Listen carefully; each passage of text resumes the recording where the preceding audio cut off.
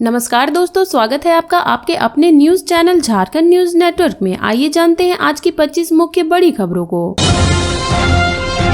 चतरा में आरजेडी और एलजेपी के बीच मुकाबला, लोजपा ने आरजेडी के पूर्व विधायक को मैदान में उतारा। चतरा जिले में 2 विधानसभा क्षेत्र हैं, जिनमें चतरा और सिमरिया विधानसभा क्षेत्र शामिल हैं। दोनों विधानसभा क्षेत्र में 11-11 प्रत्याशी चुनाव मैदान में हैं। चतरा विधानसभा में राजद प्रत्याशी रश्मि प्रकाश व लोजपा प्रत्याशी जनार्दन पासवान के बीच मुकाबला है। वहीं सिमरिया विधानसभा में झामुमो प्रत्याशी मनोज चंद्र व भाजपा के उज्जवल दास के बीच मुकाबला है। चतरा विधानसभा क्षेत्र से पहली बार लोजपा चुनाव लड़ रही है। एनडीए गठबंधन ने सीट शेयरिंग में चतरा सीट लोजपा के खाते में डाला है, जिस कारण पहली बार भाजपा चुनाव मैदान से गायब है। लोजपा ने जनार्दन पासवान को अपना प्रत्याशी बनाया है। पासवान 2 बार विधायक रह चुके हैं। वह 1995 में जनता दल से विधायक बने थे। 2009 में राजद के टिकट से जीत दर्ज की थी। वह 6ठी बार विधानसभा चुनाव लड़ रहे हैं, जिसमें राजद से 3 बार, जनता दल से 1 बार और भाजपा से 1 बार चुनाव लड़ चुके हैं। इस बार लोजपा से चुनाव लड़ रहे हैं।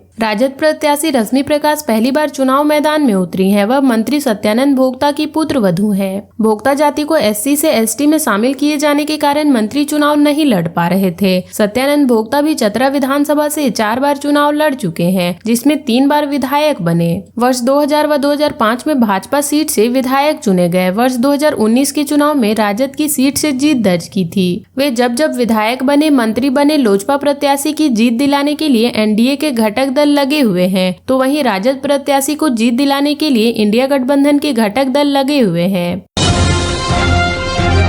कल्पना सोरेन का रांची और जमशेदपुर में रोड शो आज, इन जगहों से गुजरेगा काफिला। झामुमो की स्टार प्रचारक सह गांडे विधानसभा सीट से प्रत्याशी कल्पना सोरेन रविवार को रांची और जमशेदपुर में रोड शो करेंगी, जिसमें इंडिया गठबंधन के हजारों कार्यकर्ता शामिल होंगे। जमशेदपुर में होने वाले रोड शो में उनके साथ सांसद पप्पू यादव भी उनके साथ शामिल होंगे। वहीं रांची में होने वाले शो में उनके साथ महुआ मांझी साथ होंगी। इस दौरान उनका काफिला विभिन्न जगहों से होकर गुजरेगा। कल्पना सोरेन के जमशेदपुर में होने वाले रोड शो में पप्पू यादव भी शामिल होंगे। वे कांग्रेस प्रत्याशी डॉक्टर अजय कुमार के पक्ष में लोगों से समर्थन मांगेंगी। कल्पना सोरेन और पप्पू यादव संडे मार्केट बिरसा नगर से दोपहर 3 बजे रोड शो की शुरुआत करेंगे, जो बारीडी चौक पर आकर नुक्कड़ सभा में तब्दील हो जाएगी। इस रोड शो में कांग्रेस और जेएम के हजारों कार्यकर्ता शामिल होंगे।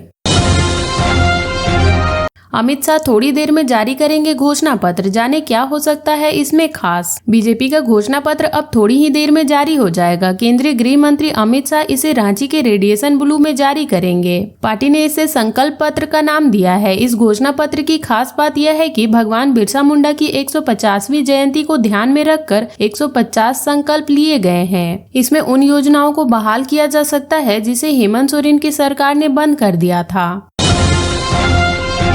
सीएम हेमंत ने बीजेपी पर बोला हमला, पूंजीपति लोग और अमीर होते जा रहे हैं, झारखंड गरीब होता जा रहा है। झारखंड में विकास के काम को गति न मिली, इसलिए 1 माह पहले विधानसभा चुनाव करा दिया गया। केंद्र के हाथ में कठपुतली की तरह नाचने वाली संस्था ने ऐसा किया।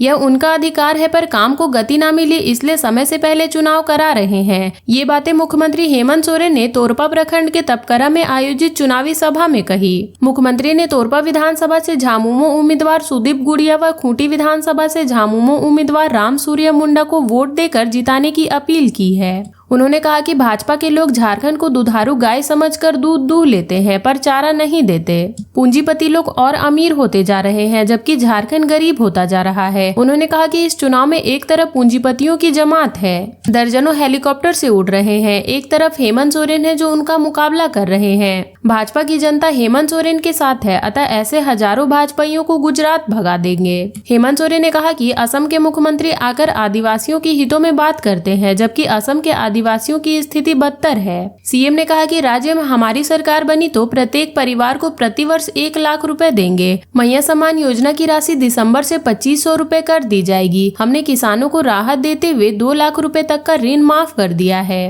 पहले बिजली नहीं आती थी, सिर्फ बिल आता था। अब राज्य में बिजली आती है परंतु बिल नहीं आता, क्योंकि हमने 200 यूनिट तक बिजली मुफ्त कर दिया है।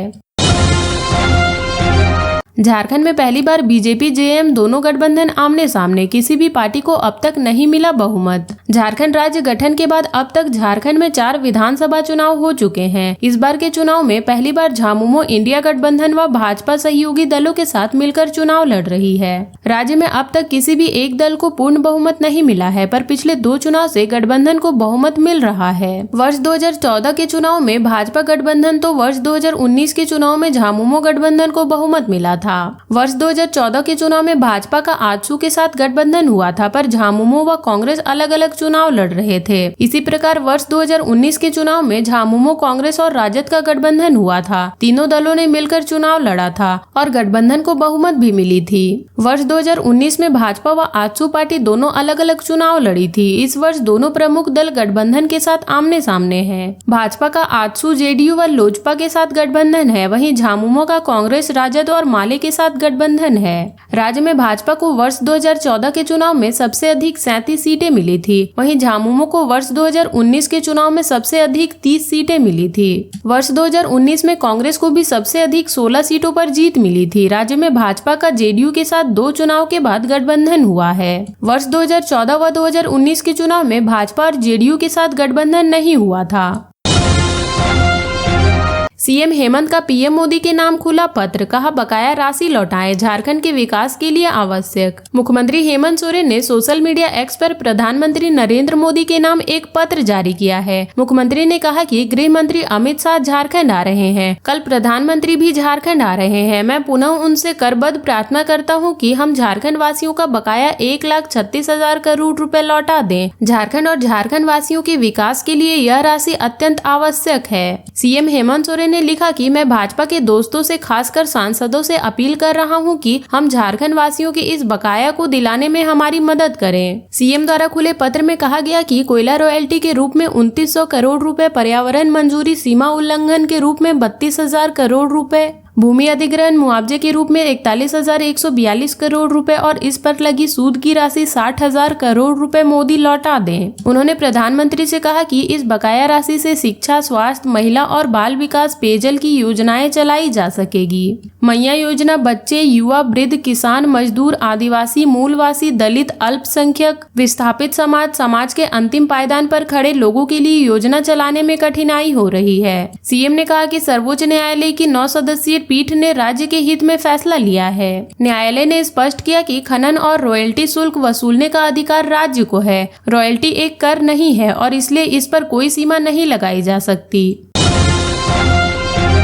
छठ को लेकर फलों का बाजार हो रहा है गुलजार। महापर्व छठ को लेकर फलों का बाजार गुलजार होना शुरू हो गया है। धनबाद में कृषि बाजार में शनिवार को देश के अलग अलग राज्यों से फलों की खेप आनी शुरू हो गई है। फल विक्रेताओं के अनुसार इस बार छठ में चुनाव के कारण फलों की कमी नहीं होगी। छठ को लेकर शनिवार को आंध्र प्रदेश से 8 ट्रक केला आया है। इसके साथ ही कश्मीर और हिमाचल प्रदेश से 13 ट्रक सेब कृषि बाजार में पहुँचा है। रविवार को 20 से 25 ट्रक केला और 15 से 20 ट्रक सेब पहुँचने की उम्मीद है। इसके साथ ही नारियल, गागल, नींबू, सेब, केला, संतरा, शरीफा, अमरूद रविवार व सोमवार को कृषि बाजार में आ जाएंगे। नारियल का बड़ा खेप आंध्र प्रदेश और तमिलनाडु से आएगा। अगले 3 दिन तक रोज 8 से 10 ट्रक नारियल धनबाद की मंडियों तक पहुंचेंगे। छठ को लेकर फलों की खुदरा कीमत तय नहीं हुई है। फलों की कीमत 5 नवंबर को नहाय खाए के दिन तय होगी। फल कारोबारियों के अनुसार कीमत फलों की आवक पर निर्भर करेगी। हालांकि फल कारोबारियों का दावा है कि आवक में कोई कमी नहीं आएगी।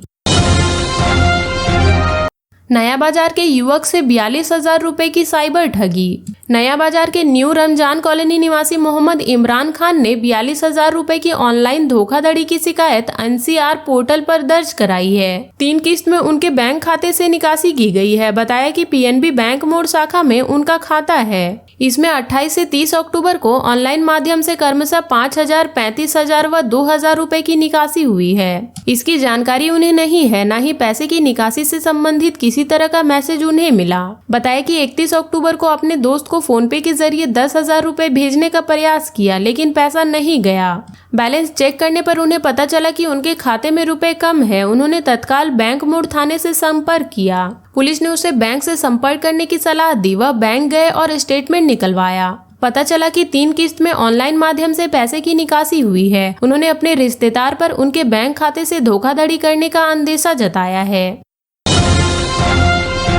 मौसम में बदलाव से बीमार हो रहे हैं लोग। जिले में बदल रहे मौसम के कारण लोग बीमार हो रहे हैं। आजकल दिन में अधिकतम तापमान 34 डिग्री सेल्सियस तक पहुंच रहा है। ऐसे में दिन में गर्मी लग रही है, वहीं शाम होने के बाद तापमान में गिरावट दर्ज की जा रही है। न्यूनतम तापमान 20 डिग्री के करीब आने के कारण रात में गुलाबी ठंड का एहसास हो रहा है। आने वाले दिनों में मौसम के ऐसे ही रहने का आसार है। इधर दीपावली और त्योहार के दूसरे दिन भी हुई आतिशबाजी का असर शनिवार को भी वातावरण में देखने को मिला है। आतिशबाजी की धुएं के कारण हवा की गुणवत्ता पर असर पड़ा है। इसे स्वास्थ्य के लिए अच्छा नहीं बताया जा रहा है। इसके कारण सुबह व रात में धुंध देखी जा रही है। सुबह व रात में कुहासा का असर दिखने लगा है। शहर के कई इलाकों के साथ ग्रामीण इलाकों में भी इसका असर है।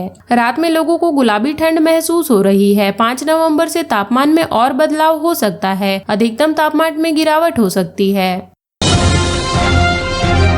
SNMMCH बिजली के कंट्रोल पैनल में लगी आग, ओपीडी में मची अफरा तफरी। SNMMCH के ओपीडी स्थित बिजली के कंट्रोल पैनल में शनिवार को शॉर्ट सर्किट से आग लग गई। इससे ओपीडी में मौजूद मरीजों व उनके परिजनों के बीच अफरा तफरी मच गई। दोपहर लगभग 12 बजे कंट्रोल पैनल में तेज हवा के साथ शॉर्ट सर्किट हुआ। इसके बाद कंट्रोल पैनल धू धू कर जलने लगा। ओपीडी में ड्यूटी में तैनात स्वास्थ्य कर्मी मौके पर मौजूद अग्निशमन यंत्रों से आग पर काबू पाने में जुट गए। करीब 15 मिनट के बाद आग पर पूरी तरह से काबू पा लिया गया।